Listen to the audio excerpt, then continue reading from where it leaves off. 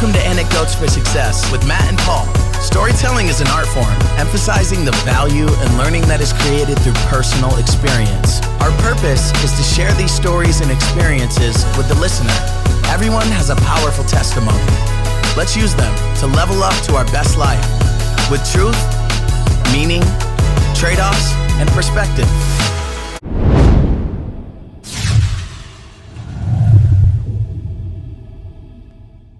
Big shout out to Isaac Mather for the new podcast intro. You can check Isaac's music out on all socials or directly at isaacmathermusic.com. Here we are, episode 111. Bob DePasquale. I refer to him and I know of him as the generosity guy on Twitter. Love Twitter. Love meeting people. We've talked, I don't know, what was it, a year or two ago on Zoom? Yep. Yeah, and gosh, you've been all over. I've seen videos you've left and the impact you're making.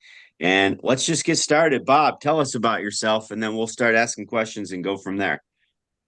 Paul, pleasure to be here talking to you again. Yes, we talked about maybe a year and a half ago. It's been a while, but time flies when you're having fun. It's good to be with you and Matt. And I said to you guys before we hit the record button that I'm a trained broadcaster, a professional financial planner, and a generosity guy by my passion. I've learned the power of giving in our lives in many different ways, not just financially. Because I work in the financial field, I think a lot of people assume that I'm just the philanthropist trying to convince people to give their money away, but it's way, way more scientific and psychological, and it's been a powerful force in my life. So thanks for having me on. Absolutely.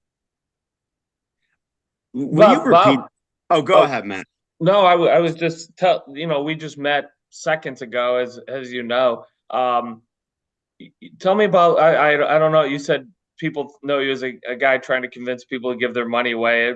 Tell me about that. That's an interesting thing to say for someone who doesn't know you. What do you mean by that? Well, I was recruited into the financial industry. I mentioned that I worked in broadcasting and I worked in radio. I knew that when I was growing up, if I wasn't going to be playing sports professionally, I'd be talking about them. That was my goal. And I had an opportunity to do that for a very short period of time. And I got recruited out of the financial industry or into the financial industry. And it's a really long story, but how I got recruited. And the recruiter went to the school that my wife works at. She's a kindergarten teacher. And why would you go to a elementary school to recruit financial planners? I don't know. Anyway, so like I said, long story, be glad to get into it. But the point is I went into the financial industry thinking that I was going to go into the belly of the beast, because the reason why I left broadcasting was I felt that there were some questionable tactics going on with the radio conglomerate that I was working for. I said, you know what? If they're being questionable with their money and resources and how they're treating their customers, I can't only imagine what's going on in the financial space. So I don't know if it was a savior complex or whatever it was, but I was young and innocent. And I said, I'm going to go into the financial field and I'm going to tackle this problem. And what I found out, I was very, very pleasantly surprised that there's a lot of people out there that desire to be generous. Thousands of families I worked with over the years, literally. And I found out that many of them had this desire to be giving people. They just unfortunately felt that they weren't capable, or there was not enough time. They didn't have enough money. They had, school and family and all the work and job, all these that were telling them that they couldn't. And I was like, no, that's not the case. You're highly capable of supporting other people and being a giving person and a giving family. And so I developed this, moniker, I guess, I don't know, that I was trying to tell people, instead of your typical financial planner who was saying, all right, hoard your money, save it, retirement, taxes, which all are things that are very important, don't get me wrong. But I was saying, you need to give a portion of your resources to other people. And so I got this, like I said, people expected me to convince them to do that. They would come into the office and say, all right, my friend referred me to you. And he said, you got to be careful, though, because Bob's going to tell you to give at least 10% of your money away. So I got that, that's what people expected me to do. And I did for a while, and I still do. But there's something more than that now I've learned, and it's really important. Gotcha. Well, back up there. Well, not back up, but let's stay there if you don't mind. First thing on my mind with that is, who are your clients? Are you working with I think I know the answer, but are you working with the ultra wealthy who, given 10% is no big deal? Are you working with those middle class or lower middle class or upper? Who are you working with? Because I think most people would say, give me a break, Bob. I can't even get my kids through college. I can't, look at, Mhm. I'm just hypotheticals here. I'm just playing a part as you look at inflation, look at rising costs all the time. Like my wages aren't going, rising with the cost of living. How the heck could you want me to give 10%? I'm never going to retire as it is, blah, blah, blah, blah, blah. I mean, how are you dealing with those kinds of objections? If you even were, I'm fascinated. Sure. No, absolutely have gotten those objections. And let me be clear, 10%, I said that, and that's a good baseline and mark for people, but everyone that we work with, especially now, we have a specific plan, and it could be 8%, it could be 12%, it depends on the situation you're in. But we're always looking to increase that number as much as we can. Rarely do I find someone say, you know what, I got to my number and I don't want to give any more because I don't like it. I'm just doing it because Bob's telling me. Most people will say, in fact, everyone will say, wow, this is going really well. I want to give more. How can I adjust that into my plan? So that's the answer to that question. Regarding who our customers are, by the way, we don't use the word clients, nothing against the word clients, but we like to use the word partners because that indicates that we're partnering with people in their mission. We want to help people do what they want to do. And so if I say the term partners, it's synonymous with clients for our purposes of this conversation. But in a career in that industry, in this industry, you advance and you learn different tactics and you start. Some people might use the term niching down. So right now, what the stories that I've been telling you, or what I've been explaining, I worked for another firm for about 12 years, and my business partner about 15. Until about 3 years ago, we left and started our own firm. We kind of flipped our business model on its head. So now we're serving much less people. Instead of having 1,700 families that were at our max when we were working, we wanted to serve only 1% of that amount of people because we wanted to go deeper. So to answer your question now, our current partners are business owners with rather complex situations because we have a very, very in-depth service. It's a subscription-based model where they pay us, most people will pay us monthly, and we do a lot of work. We do more than just your typical financial planning. We're doing a lot of working with we talked about philanthropy, we're working with their business, we're doing bookkeeping, we're doing taxes, we're doing all kinds of audits and different things to help them. We also have a very intensive work with a lot of them, whether they're partnering with another organization to do their philanthropic efforts. And I don't just mean money, I mean physically and putting time in, or in some cases, we're helping families start their own organizations or foundations. So yeah, it's a lot of work. So our customers are, I'd say 95% of them are business owners that have complex financial estate and tax situations. I like that you're offering that much because so many people go to big financial planning organizations and you barely get the time of day. It's like, right, give me your money and we're going to save it and hoard it. I don't want to say the angle, even though I just said the angle. I like the perspective you're bringing in with trying to have more meaning to all they're doing. I guess that would be the good word. What are they using the money to start? You mentioned foundations quick. Is it just charities, foundations, scholarships, or all the above, or does it just depend? Well, there's 3 routes, and it's usually some sort of hybrid. It's not we're going to just do this and nothing else. But there's 3 conversations that kind of come up when we're speaking with families like this. Number one is normally, because a lot of these people are driven, entrepreneurial, business owner type of people, right? So their initial thought, Paul, and that is, I want to start my own thing. Like I want to have a new project. I want to start a family foundation, or I want to start a nonprofit organization. Now, family foundations, you got to have significant wealth for that to make a lot of sense. So that's on rare occasion. In some cases, a nonprofit organization makes sense. But what I find is a lot of these people, because they do have such complex situations, it normally doesn't make sense for them to start their own organization. Now, we have the connections, we know how to do that, And if that's something someone's interested in, that's a big portion of what they want to do. They've already thought it out. Absolutely. But that's usually the first conversation. The second conversation is, all right, who else is doing this? Like, what other organizations are already addressing the issues that you've identified? Because we'll have a conversation. It's not normally, I want to start an organization. I want to do exactly this, and this is what I focus on. Normally, it's let's sit down, let's bring all the stakeholders. It's not just the matriarch and the patriarch. It's the whole family. Let's get the kids involved. Whoever's involved and close knit in that family, let's consider what we want to do. Then we start fleshing out exactly what the issues are. Once we know what's really meaningful to them, could be a disease, a cause related to a disease that's affected the family. It could be an alma mater, like we talked about, Paul. It could be a foundation that exists already. And we'll say, all right, now that we've identified the problems, let's go to the places that already exist that are addressing these issues. And then the third option is some kind of partnership with other people, other families that we know and connections that we have to build something with another family. And in my mind and the research that I've done, I think that's the most attractive option. And now it's hard to get complex families to collaborate together, but I've seen the most power in it. So I would love to say we're building that out more, but that hasn't come up too much, but I would like that too, because I think when you start getting influential people and driven people together, they can do much more with their resources. What type of feedback do you get over time? Do people, for lack of a better word, regret what they've started? Do they add to it? Do they not say anything? Well, when they start a foundation or they start a nonprofit, and I've been there, normally the feedback after a couple of months is, man, this is a lot of work.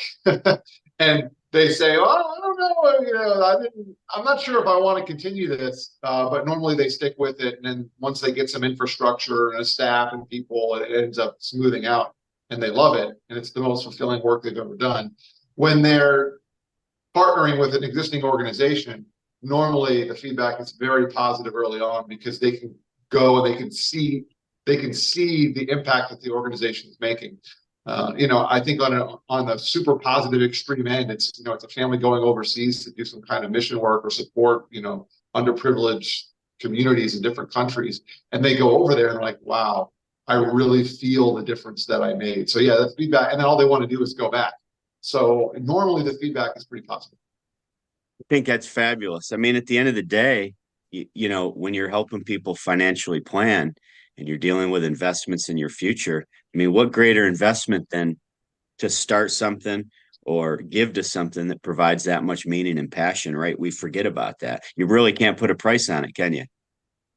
No, and to take a step back, to use Matt's term from earlier, you don't have to be a billionaire. You don't have to be a millionaire to be a philanthropist. The word philanthropy gets a lot of negative connotations, so I don't use it that often. But to be a giving person, you don't have to have, like, we're talking about families that do have complex scenarios. And I mentioned you have to have significant wealth to start a foundation. But to go across the street and help someone out, or to volunteer at your local food bank, or to, for your kids to stand outside, sell lemonade and give it and donate the money to a good cause, you don't have to be independently financially wealthy to do that. And it's really, honestly, it's addicting. And the scientific data, and I can give you resources on this too, the scientific data shows that when you're in service to other people, regardless of what you're giving them, but the service, it's not the money. What's more meaningful is the action. So when you're participating with someone, which is, you don't necessarily need a lot of money to do, then it's a much, much more powerful experience for you, for the people that you're giving to. And then what also goes unnoticed, and a friend of mine by the name of Wendy Steele has a couple TED Talks about this, I can point you to them. But the third party onlooker of a generous act also receives an incredibly positive feeling. You talk about oxytocin and different hormones involved in this. I don't want to get too in the weeds on the science, but the point is, there's three parties when you're giving, volunteering, being generous. There's three parties in those actions, unless you're out in the middle of nowhere and there's only two people and it's not recorded. But for the most part, everything's on video today, right? Why do you think when you feel so good when you watch a video of something generous like that. You know, you watch a kid supporting another kid, or you watch someone helping an elderly person. You get that feeling, and that's proof that it's good for all parties. Bob, is there a type of person you've noticed over the years who seems to be more giving? Is it older, younger, richer, poor, professionals, blue collar? Like what's is it? I mean, they're just like Matt. It's all over the board. Yeah, I, if I'm being 100% honest, I don't want to sit the fence, but I've seen incredibly wealthy people be extremely generous with their time and money. I've also seen some people that are struggling to pay the bills. I tell a story in my book about this gentleman who basically he could barely pay his bills and he was in so much debt, and but he was still a giving person. And within about a year, it completely changed his position. And throughout that period of time, he was being a giving person as much as he could with his time. And then when he was able to give financially, it was such a good feeling for him. So it really is all across the board. Now, on the flip side, I've also seen people that have more than enough money and they don't want to give anything. So, and they really don't want to give their time. So it really, really depends. I find that the people who have the biggest connection between a meaningful cause in their life are the ones who execute the most. And if you've ever been to if you've ever volunteered, anyone out there who's listening or watching, if you've ever volunteered at an organization and you see the people who work for that organization that have developed the deepest relationships with the people that they're serving, that tells me that it really isn't about money. It's about the relationship. So if you can make a connection, because the people at the nonprofit, as most of us know, they're not in it for the money. They're not making big bucks, most of them. There are some nonprofit directors that do well financially, and it's not a criticism. We should treat them well because the work they do is important. But when you go and you experience volunteerism like that, you'll notice that the relationships are key. So to answer your question, in short, the people that are the most giving are the ones that have the deepest relationships with the people in need. Yeah, we talk relationships all the time here. And that frankly doesn't surprise me. I'm sure it doesn't surprise Paul either. I mean, I always say relationships are everything. What's your benefit out of this? Like, what, is it, what do you gain out of this, or your company gains out of this? And you said you want to go from 1,700 partners to 1%, which would be 17 or 20 or whatever your number is. I'm sure it's somewhere in that neighborhood. Aren't you then giving less and providing less value to these, what wonderful organizations and such, or do you find you can give more that way? And again, is this obviously you got to make a living as well. I think you mentioned you have a partner, you and a partner, but what's that look like? Well, I'll say this. It was quite a leap to start our own firm. A lot of people thought we were nuts, and maybe we are. We received some criticism. We received some support as well. But we looked at ourselves, and I specifically, I know my business partner as well, but I mean, I could really only speak for myself. But we looked at each other and ourselves in the mirror and said, you know what, we could probably be at this company for the next 40 years of our lives and win some awards. And we've already won some awards. We've got a pretty solid practice.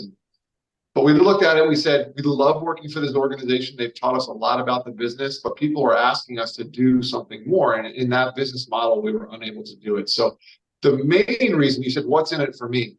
Yeah. It wasn't money. I easily, was my family, and we were fine. Like, we were in great financial position. There was no need for us to leave. So we didn't do it for the money.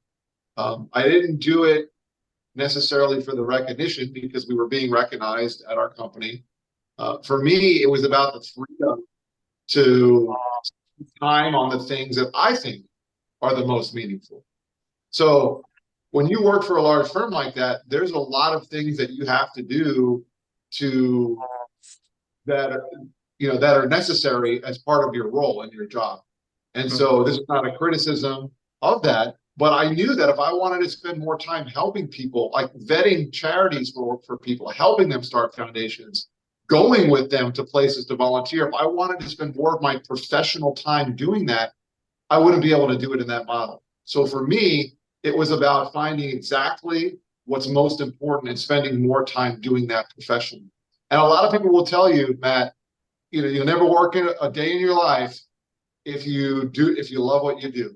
And while that's a great concept, I still go to work. I mean, there's still things about running a business that I'm sure, owning all the restaurants that you do, that you might love it, but there's a lot of things, there's necessary evils. So it's not about me making every moment of my day joyful, but it's about knowing that the work that I'm doing is making improvements in the areas of the world that I think are really, really important. And I found myself finding most joy when I was doing those things with our partners, not sitting down working through their 401k or going through their investment models or evaluating the cap rates on their real estate. Like that wasn't, as much as we can do that, and I'm trained to do that. That wasn't bringing me the most joy. So I wanted to be able to do that, and now I find myself when I wake up in the morning, instead of having a checklist of things that I have to do, I have a bunch of goals and things that I want to chase after, and it's a totally different mindset. So it's been But great for me. Bob, I love I'm sorry to interrupt. I apologize. I thought you were finished. I was just saying how much I love your answer, because you're providing an answer that I believe in my heart most people don't know exists. You get up and chase the things that matter and that are important to you, as opposed to get up and chase the things that some organization is telling you to do in order to do what's necessary at that role. And I'm not criticizing the organizations or anything like that. I don't think you are either. But the difference between getting up, you use the word, it's my favorite word in the world, it's freedom. The ability to do things day in and day out, not because they're always wonderful and not because it's always fun, but the things that give you a freedom. You are saying something that I try to harp on all the time, whether it's on this podcast, whether it's out in society, whether it's in my classrooms, that you really want out of life. The problem is most people don't know it exists. They don't know it's possible to do what you're doing every day, and which is live in an environment where you're doing what Bob finds important and meaningful and joyful and not easy though. Never easy. Never, never just hey willy nilly. You still got your list, right? You still got but they're your priorities and your partner's priorities and the people you find valuable in your life. Their priorities. It's not the organization. The business's priorities and that is. I can't express how different that is than going to work for someone. I've never found the words to use to give it the proper structure or function, but I just, I didn't know what your answer was going to be, but you said it in a very, powerful way. So I'm not surprised, but I'm glad to hear it. I appreciate that. The way I look at it is this: I always say that life is full of challenges, and if you don't challenge yourself, someone or something else will. And so it's when you think about people out there, and I've had the opportunity to talk with a few organizations, and I speak about generosity as a culture. So it's kind of, I don't know if you call it a side hustle. It's turning into something that's really meaningful to me too. But the thing that always comes up is people will say, I don't know if I like my job, or I don't like working for the man. I don't like the challenges that I have to do every day. And what you're talking about, the freedom, is not the absence of challenge or the absence of fear. It's the ability to chase after the ones that are important to you. And I've never met a person all my years, especially back at my previous role, working with people, helping them work through retirement. Not once did I have a person say, man, I love retirement because there's no challenges. The ones that enjoyed it the most, they didn't retire in their life. They just retired from their work into something else. And they found other challenges. So if you're out there and you're listening and you're a young person and you're thinking about what you want to do for a career, I would say you want to chase after the things that are important to you. Like, for example, for me, in my previous role, I'm on the phone with the IRS trying to figure out someone's, how their filing status of their business is a lot different than me on the phone with them and the IRS trying to help them start their foundation. So it's still the same thing. It's still the same challenge trying to get the IRS to answer, but now I'm doing it for a cause that I think is really important. So it's a different mindset for sure. I'm going to put you on the spot a little. I'm hoping maybe in the future we could have you Zoom with my students for a couple minutes. Yeah. Just because why you guys, I've been writing down all your quotes, so I'm going to have a whole string of, I think, Twitter quotes from Bob DePasquale in a minute. But I have these highly motivated high school seniors that have the whole world in front of them and literally can do whatever they want. And somewhere in the next 4 or 5 years, most of them will just settle in and be complacent and maybe make money and think they have good lives, but they stop pursuing what matters, if that makes sense. And most the people we love having on the podcast, like, you start in one direction, but you keep pursuing things, and you probably never thought you'd be in the position you're in today, but you went for it. Yes, never thought. When I was growing up, if you would have thought I'd do the work that I do now, absolutely not. In fact, I think my parents probably thought I'd be off the grid, doing something crazy. And I'm still liable to do that. My wife and I love to travel. My wife's actually a kindergarten teacher. Yes. And so she works with really young people. And I find the young mind to be so fascinating. And I spend more time with kindergartners than I ever thought I would either, because I go to the classroom or involved in things, and I learned so many lessons from young people. So your students who are high school seniors, that's what is that, 10, 11 years later from being a kindergartner, they now suddenly they have the same curiosity, but now they're primed. It's time to start taking action on those things. So yeah, I would encourage them to do that for sure. So I'm going to review a couple quick quotes. If I paraphrase them, I hope I can still count them as quotes. Freedom. I'm looking for freedom for meaningful things in my life. And my favorite is, instead of a to-do list, I have a list of things that matter I can chase every day. Book it. And that came out of my mouth. If you don't challenge yourself, someone else will. I like that one too. 100%. These are great. Well, tell us, I know you just started a newsletter recently. Let's plug that for a minute. I subscribe to it. I think it's pretty cool. Talk about that for a couple minutes. Awesome. I mentioned a couple of seconds ago that hitting the speaking circuit, one of the big things that I realized I missed from my old job was talking and training people. So a big way that we built our previous business was doing events. I kind of tapped my broadcasting training and skill, communication wise.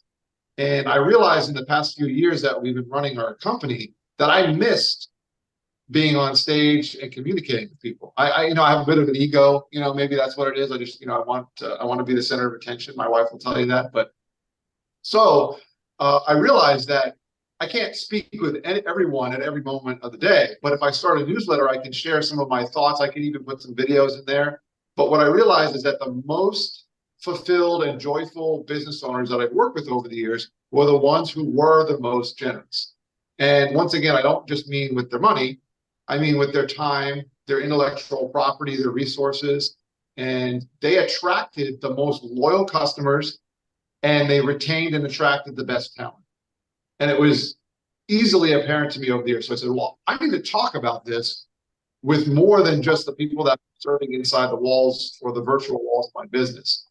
So the newsletter is a supplement to my work as a keynote speaker about generous cultures in your business and how that can help your business grow. And I don't think generosity is, and you'll see this in the newsletter, generosity is not just something that you check a box. Here's another quote for you, Paul. Generosity is a mindset, not an event. And can I tell you a story? Absolutely. Okay. So my wife and I, we fly Delta a lot. We fly to Michigan, where her family's from. And I love Delta as an airline. They treated us really well. She's also had family that lives in China for many years. So we would fly over there. So we were like great Delta. And my previous organization that I worked for, was the world's largest supporter of Habitat for Humanity. Are you guys familiar with Habitat for Humanity? They build homes for families domestically and across the world. So I've had the opportunity to travel to different countries to help build homes for families that don't have them. Probably flew Delta to get there. So the connection here is, though, if you ever walk through the jetway on a Delta to get to a Delta flight, there's the boards. They're advertising all kinds of stuff, whether it's how comfortable their seats are or their amenities, whatever it is. Well, one of them is always a Habitat for Humanity picture. They must send people on it there too. Now, like I said, love Delta, so I got to be careful what I say here. But I think a lot of organizations use philanthropic or volunteerism as a branding tactic in a way to check this box. So they have, well, we did this awesome event. We raised a bunch of money for X company or X organization, or we sent 25 of our employees to whatever to serve here. Now, those are not bad things, but those are specifically events. Those don't build a generous culture internally in your organization. You're telling people to step outside and then go do some nice work. So the newsletter, I call it G2, generosity equals growth, because it's not just an event and it's not something that you can just do once a year and expect it to really have an effect on the people that you work with. I believe that it's a growth tactic, and it's more than just that. It's actually really good business because people want to be a part of something that's bigger than themselves. They want to be a part of a mission that's noble, that's doing good for other people. I mentioned earlier about Wendy Steele and her TED Talks about oxytocin. If you can build those levels of hormones flying around inside the walls of your business, you're much more likely to attract the people that I mentioned earlier. And so generosity is not just something that's like a feel-good thing that you do every once in a while. It's actually a tremendous tool for your business. Bob, give us an example of you don't have to name an organization, but an example of something an organization would do that was, a generosity or generous culture, I would say, maybe, versus an event. Mm-hmm. Sure. One of the simple things is having a system that celebrates collaboration. So I know a lot of sales organizations out there. What they do is they celebrate individual achievements, or they have a sales contest where you can win a bunch of money or a bonus or a trip across the world. I've been there. What I find most valuable is we celebrate collaboration. So employee A, employee B desire to give of their own time and resources to help each other be successful. So one of the first things I suggest is, instead of celebrating an individual for being better than all of the people in the cubicles or surrounding them, that you celebrate the ones that work together. It's more productive, it builds bonds, and it helps people realize that they're better together. God, interesting. Yeah. No, that hits home. That's as a business owner and someone who works with other business owners all the time, building culture seems, it's always been important. It seems more important than ever. And I think that's a good thing. That's not a criticism by any means. I think people want to spend their time in a meaningful environment. I think they expect it now more than maybe even in the past. And I'm challenged with finding ways of doing that, as an employer, of building a culture that has meaning to it. And it's frankly, it's difficult, especially difficult in an environment with a high turnover rates. It's just natural in my, I'll have conversations with people who, work in a bank, let's say, and where everyone's together all the time, 5 days a week from 9 to 5.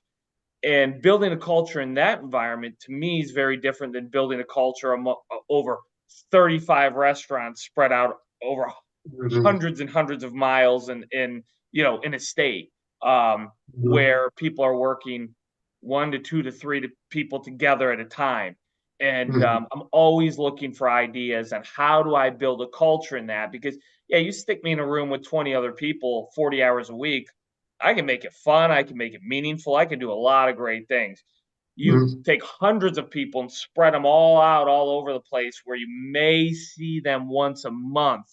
It's a whole different project. And so I'm always looking for those things that click with me.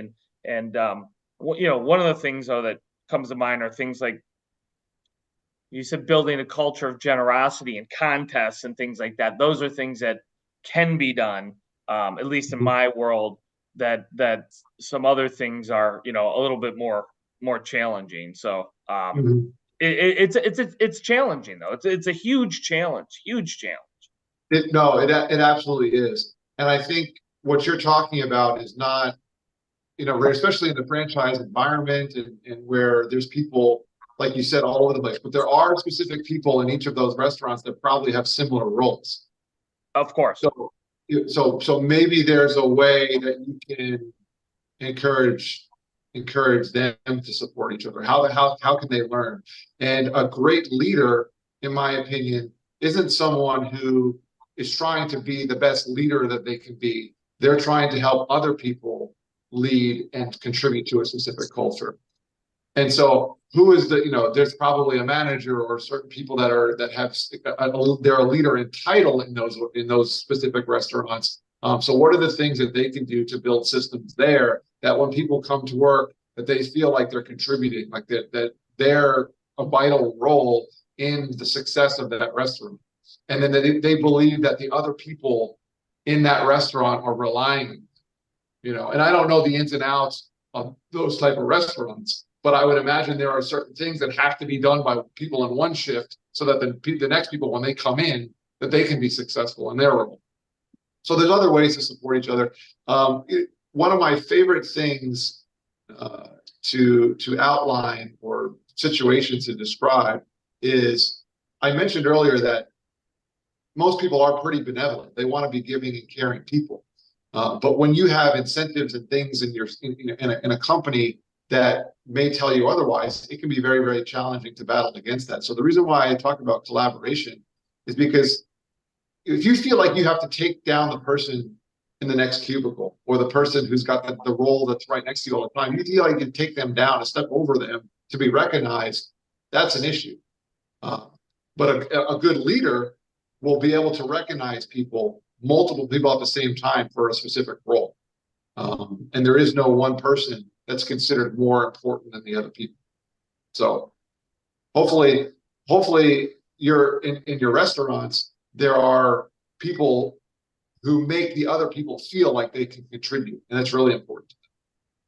No, it's super important. And that is, that is what you're saying is true. There are people who have similar roles and that I think what we need to do is provide them tools to then recognize people in some ways that can help create those feelings of hey, what I am doing is important and what I am doing is helpful, and coming up with some of those kinds of things. But it's all got to be done done in a way that's not fake, right? It's got to be authentic. It's got to be the minute you that's one of the things about culture, right? And anything, if it's not authentic, we see through it in a heartbeat, and then it becomes absolutely meaningless. Yeah, if you have an employee of the month club and it's just the next person on the list every month, it doesn't really hold true. It doesn't really resonate very much with people. I get it. Yep. Yeah, but that probably more than anything in my world day to day is one of the bigger challenges is developing a culture and continuing that culture, particularly with an industry with so much turnover, and that turnover is probably, I would argue, certainly if I was on the outside looking in, is that high turnover is due to cultures that people don't want to stick around, right? I mean, it's not necessarily the people. It's the culture as part of it. So I believe me, I recognize that. Yeah. So Paul, you might appreciate this because you're high school students. My wife and I do a lot of work. We don't have children of our own. We've had my medical history hasn't allowed us to, but we do a lot of volunteering and working and mentoring high school and even some college students. And, a lot of them will work at restaurants like a Subway. And overwhelmingly, now we have text messaging these days, right? So it's much easier to communicate with people. I'm not criticizing text messaging as so much. It's very convenient. But these people, these young people, every time there's an issue or something that goes on, they tell me, oh, I got a text from my boss. They need me to work, or I got to come in, or they changed my schedule. I don't know my schedule yet. It's Tuesday and I might have to work tomorrow, but my boss hasn't texted me yet. To me, that's not a generous workplace culture. Mm-hmm. The boss doesn't, just trying to fill as many roles as possible, trying to make sure that there's enough people in the restaurant to sell bagels or whatever it is. And they're not actually helping people contribute to something. So I don't know exactly how that worked, but I've seen this in many, many cases. So one thing a leader can do, I found, is if they can, the method of communication that they display with their people affects their direct one-on-one relationship with that employee. But it's also seen, like you said, like people aren't dumb. They realize. So if I text Jenny, if I'm the boss of a Dunkin' Donuts and I text Jenny and say, hey, Jenny, I need you to come in tomorrow morning at, and start making donuts at 5 a.m. because someone's, and you just get a quick text messages and that's it. Jenny feels like, oh, my boss's only job is to tell me exactly when to work. And I'm just basically a number in the system. Then Jenny gets to work at 5 a.m. and the other 5 people that Jenny's working with are going to hear it from Jenny. Oh yeah, the boss texted me at 8 p.m. last night. I never talked to this woman. I've never even seen her, but she just tells me. So the idea is that it spreads like wildfire. Mm-hmm. So whether you have a bunch of restaurants like yours, or you're a business that has 25 people that spend 40 hours a week together, what positive and negative can spread really fast. So try to make sure like, could you imagine if the boss called and you wanted to pick up the phone? I'm not suggesting that I have an example for this right now, and I'm sure we could brainstorm. But could you imagine if the manager of your restaurant picked up, called someone, and then the employee looked at it and was like, "Oh, that's cool. I can't wait to talk to them." Like that's the feeling that people should have about their work, whether they're working on Wall Street or working in a restaurant. That's what I think. Yeah, no, I couldn't agree more. As a former employee, I've been in both those environments, right? And one you want to stick around, and the other you don't. Yeah, I mean, it's like okay. So I know that I'm not a perfect person, and my wife and I are happily married. But I know that if I screw something up, and then I see the phone ringing and it's my wife, I'm like, oh no, I gotta like she's gonna tell me what I messed up, right? You don't want that to be in your, and that happens occasionally for me. Most of the time, I don't even talk to her, but you don't want that to be like that with your boss. And you don't even want to call, I mean, I guess a boss is a necessary thing that we have to have, but if you feel like you're a boss as opposed to a facilitator, yeah, then you're really in an uncomfortable situation. I want to touch base on something you said earlier that ties into all of this. We talk about it in the classroom, actually. You said people want to be part of something that's bigger than themselves. And unfortunately, if they don't find something meaningful to them, they get caught up in hating Taylor Swift when she's on a football game, right? Picking a political party, trolling people on social media. And all they're trying to do is what you said, I believe, trying to be something bigger themselves. I'm a high school coach. Players mad they don't get as much playing time as someone else. But if you can get a culture, an organization to buy in positively to something that's bigger than themselves, I think that's where the real meaning comes in and purpose. But that's tough, isn't it? It's very challenging. And my work in this space and writing the newsletter that you referenced and speaking to organization, it's probably the hardest work that I've ever done. It aligns well with what we were talking about earlier, how when you really care about something, you're willing to put the hard work in.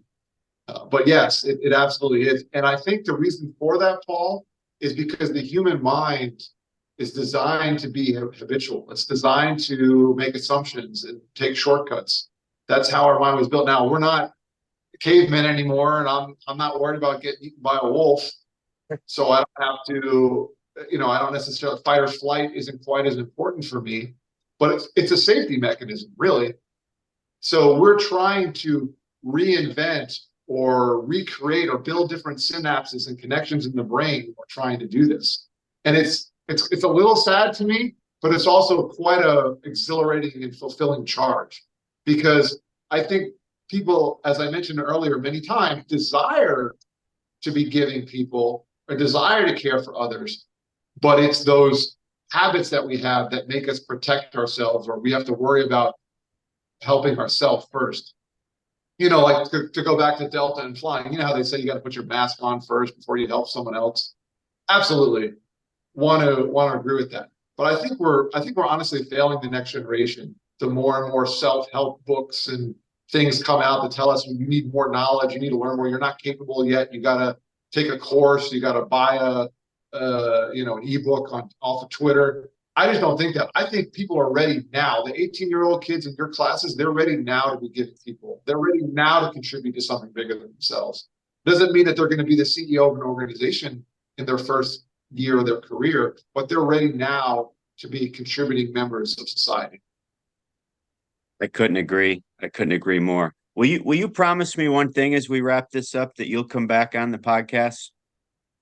Yeah, absolutely. As long as as long as I don't do anything stupid here in the last 5 minutes to ruin it. What share your socials. Where can people find you? And you mentioned a book I didn't know you had. Yes, I did. I wrote a book. So the best place to find me is my website, bobdepasquale.com. All the social links are there. The link to the book. I've been LinkedIn has really been my jam recently. I've got some pretty good resources there too. If you sign up for the newsletter, I have at no cost, you'll get the Generous Leaders Planner. It's to help leaders, whether in business or at home, plan out the most important things in their life so that they can spend the time on helping people be generous. And it's pretty comprehensive. It's got short and long-term systems. So if you sign up for the newsletter, you can get that, and you can find me on all the socials there, like you mentioned, Twitter and Instagram and all those. So hopefully you check me out. Well, it's been great having you on. And again, I text Matt always the week before, night before, hey, you're gonna like this one, or this one's gonna bring energy, or I know it's morning, but bring your A game. And I knew the talk would focus around generosity, and it's not quite how I thought it would go, in a good way. Like, I didn't know what to expect, but just the perspective you bring and what you're trying to do. And we have the 4 pillars of the podcast: truth, meaning, trade-offs, and perspective. And we fill those, they're technically Matt's. I've jumped on board and adopted them. But those 4 things we think are really what all successful people are searching for, or believing in, or practicing. And we check off the boxes. We don't really talk about each one specifically, but I think you hit on every one today, Matt. Yeah, Awesome. no question about it.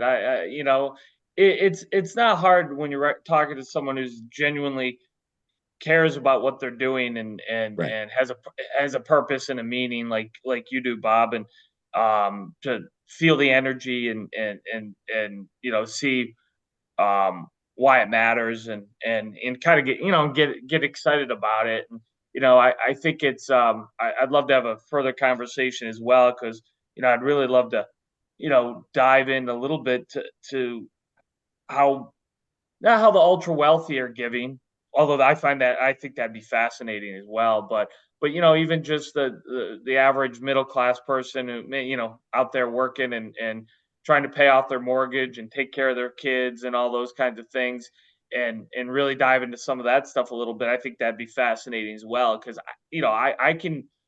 I don't live in your world, but I can already hear the pushback. How can I be expected to, or whatever? And the benefits, what I think I'd love to hear more about as well, because I've read plenty about it. But the I'll call it reaction of when people give, what seems to happen with their lives, and why it actually benefits them, and not just in this I'll call it hokey woo woo, karma kind of thing, but I mean real data, real information saying this is what we've seen, or these are these studies, or some of these kinds of things. I'd love to hear more about that, because one of the things that I read all the time. And the most successful people, many of the most successful people, hit on it constantly in what I read. One of their keys was giving, and that can mean a lot of different things, of course, but their giving led to all these other wonderful things in the future for them. And I think, I don't know if that's talked about that often, so I'd love to get into that more. Yeah, the opportunities, and once you start building relationships with other people, how to have the greatest business owners have their small group of people that hold them accountable. They get involved, and you are the average of the people you surround yourself with. You probably heard that one before. We say it all the time. We talk about it all the time. I think it's 100% true in this case when you find giving people. In fact, a story comes to mind. I know we're wrapping up here, but if you'll allow me another quick story.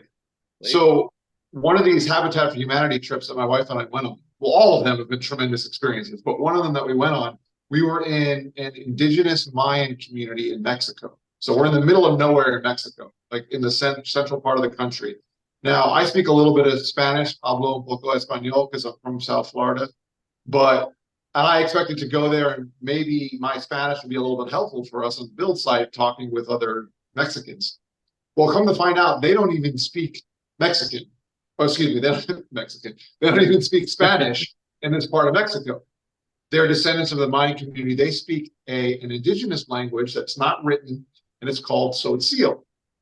So I take a few people down there. We have a team of people. We're going and we're working in one day, and it's a brutal day. Like, it's one of those days where I'm thinking, man, someone might collapse out here.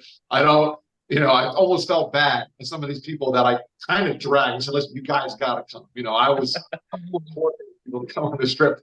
And we took a break, and I'm thinking, man, maybe we shouldn't have taken a break, because if they sit down for 5 minutes, they're not getting back up to go back and do this hard work. And I was talking with this guy named Sebastian, and he's the only one on the site that spoke Spanish and Tzotzil. And so I speak English and Spanish. So we're trying to communicate in my broken Spanish and his Spanish, and trying to communicate with them. And I said, Sebastian, in so many words, I said, listen, you got to tell them that we love this work. Like, we're really enjoying ourselves. We probably look like we're going to die, but we're not doing that. We're enjoying this. So he goes over to like a teenage girl. I think she was like 16. And she was the one and the family that spoke a little bit of Spanish, so she could try to communicate with the rest of them. So he goes over there. He's there for like 5 minutes. And I'm thinking to myself, like, what's taking so long? Like, just tell them we love it. We appreciate you guys. Thank you for having us, whatever. And they're going back and forth. They're like waving their arms. They look like mimes. I'm like, what's going on here? This is not. And he comes back, and he's like, and in so many words, he explained to me that he really couldn't communicate with her. Like, the message wasn't getting across. And I kind of got disappointed. I was like, man, I really want them to know how much we love them and care about them. So they like blew the whistle or whatever, and I'm expecting the team to like drag themselves up to go back to work, but they jumped up and started mixing cement and grabbing, rebar. They were like right on it. I'm like, wow. So that got me excited again. So I went back over to Sebastian. I was like, listen, man, you gotta tell them that we're enjoying this. I thought the team was going to collapse, and now they're back up working really hard again. So he goes back over to the girl, and they're doing the same thing. And I'm like, oh no. Well, then I saw them smile, and they kind of like embraced a little bit. And I was like, okay, the message got across. So he comes back over to me, and I was like, well, Sebastian, what happened? Like, how did you? And he goes, I figured it out.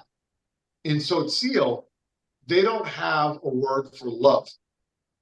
There's no word. And I'm like, how could you not have a word for love? Like, how do you tell people that you love them? And he goes, the way that they express love is through action. And what you all have done for them is the most loving thing that they've ever experienced in their entire lives. And it hit me how important the relationships are that you build and the service that you do. And when you serve someone else and you challenge yourself to be a giving person, there's nothing stronger. There's not a stronger force in the world that can motivate you to give more. And that's where I learned the lesson. I think that's a great way to end right there. I don't know how to top that. That's pretty cool. Change my life. Yeah, that would. Bob, thank you so much. You're welcome. I appreciate it, man. It's a pleasure to. Like I said, I've been watching you guys' show, so it's quite an honor to actually come on and I love your questions. They're motivating me. I'm kind of excited now to close this thing out and get to my purpose. Yes. Yeah, me too. Until next time. Keep being generous. Have a generous day, everyone. All right. See ya. Bye. Thanks, Bob.